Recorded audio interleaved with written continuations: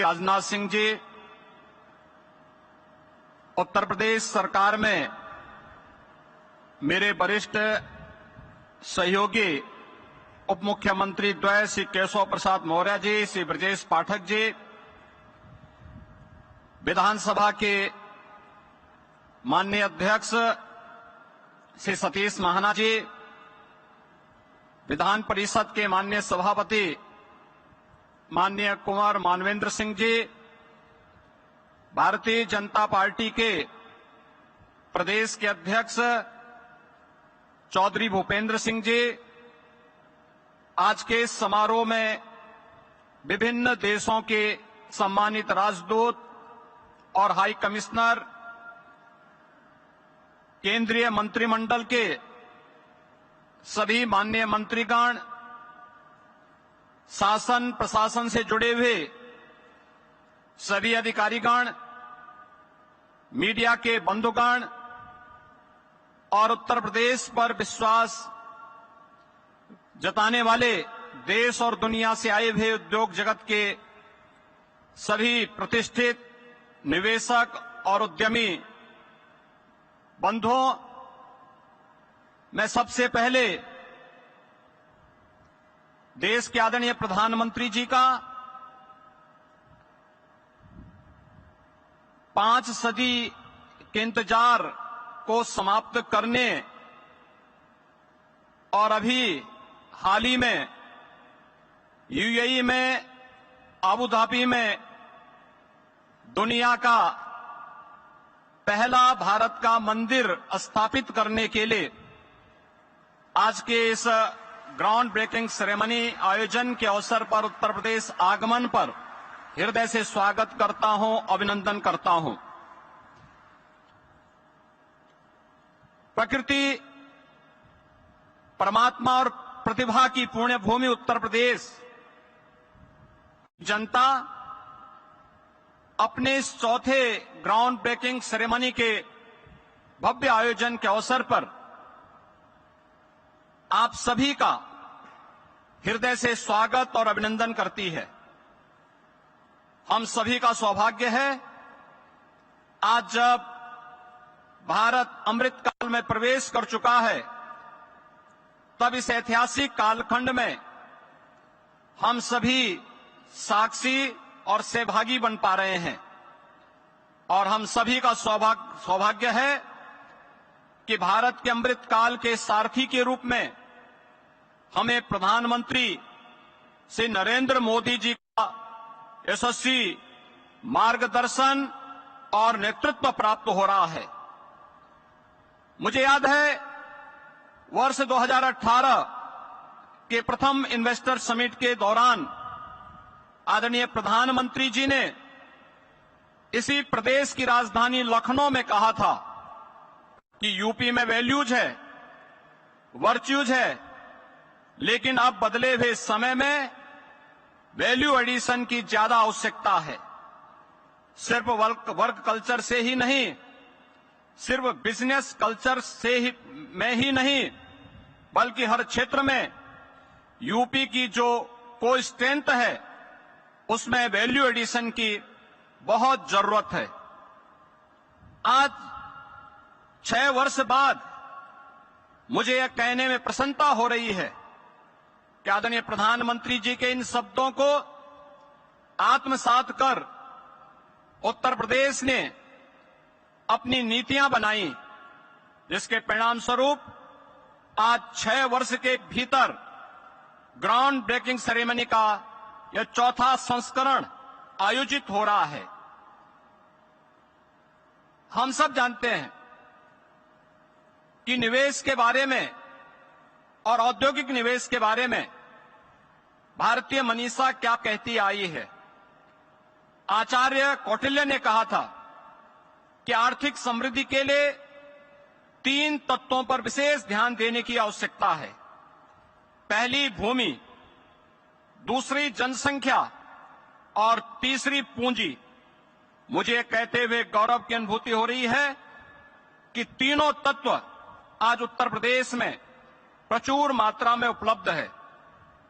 मुझे याद है वर्ष 2018 में जब हमने यूपी इन्वेस्टर समिट का आयोजन किया था, तब हमारी सरकार ने अपना पहला ही वर्ष पूरा किया था।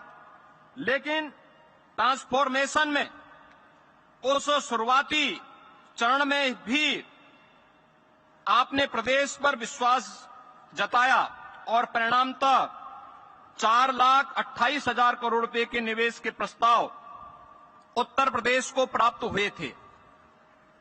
आदरणीय प्रधानमंत्री जी की प्रेरणा और आप सभी के सहयोग से मात्र 5 माह में यानी जुलाई 2018 में पहली ग्राउंड ब्रेकिंग सेरेमनी आयोजित की गई, जिसमें 61,700 करोड़ रुपए के निवेश वाली परियोजनाओं का शुभारंभ किया गया।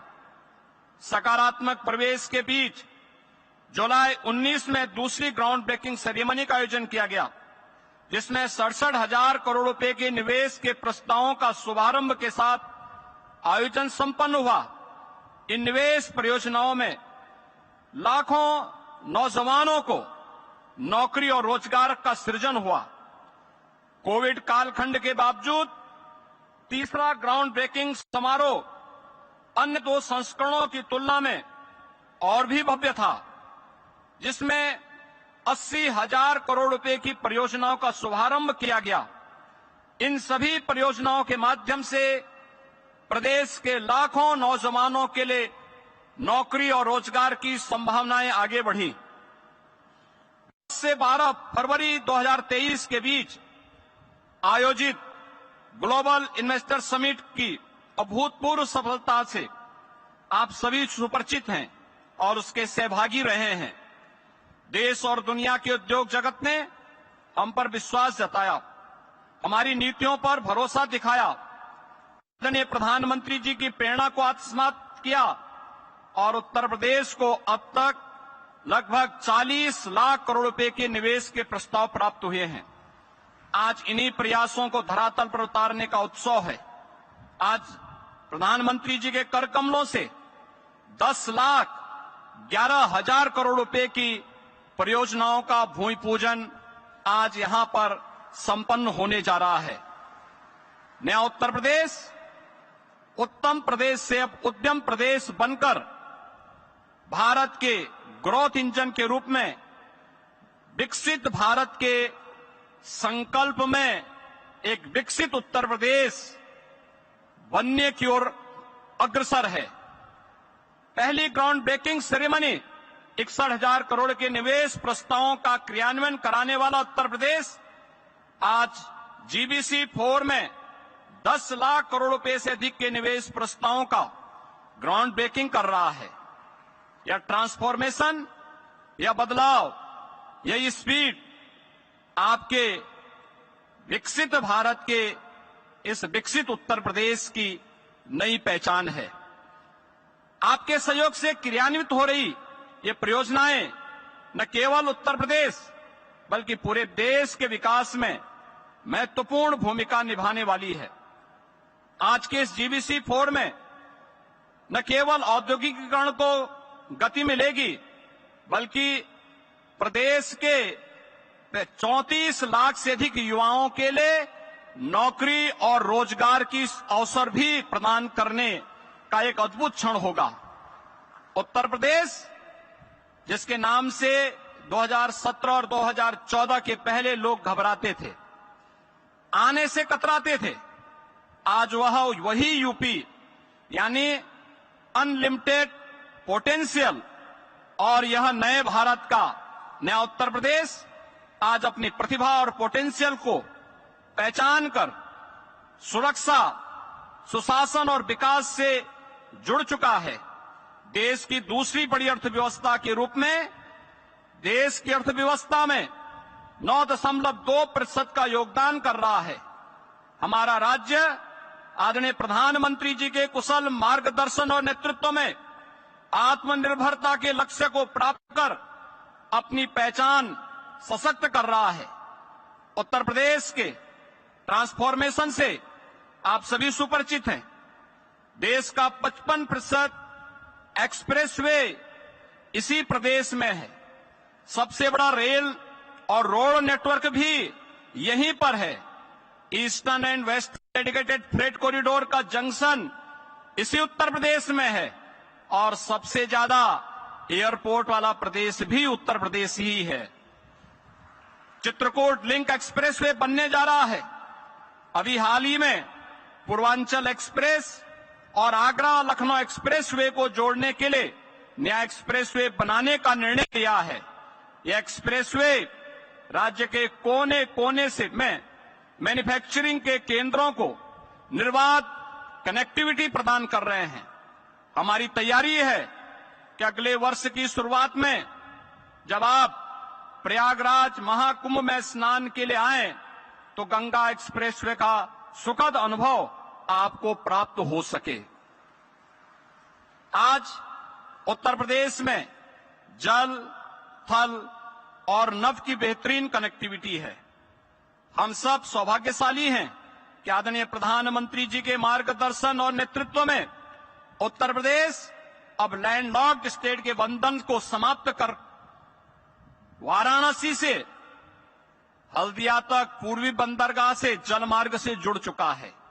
और आदरणीय प्रधानमंत्री जी के ये मार्गदर्शन में उत्तर प्रदेश ने इनलैंड वाटरवे अथॉरिटी का गठन भी किया है।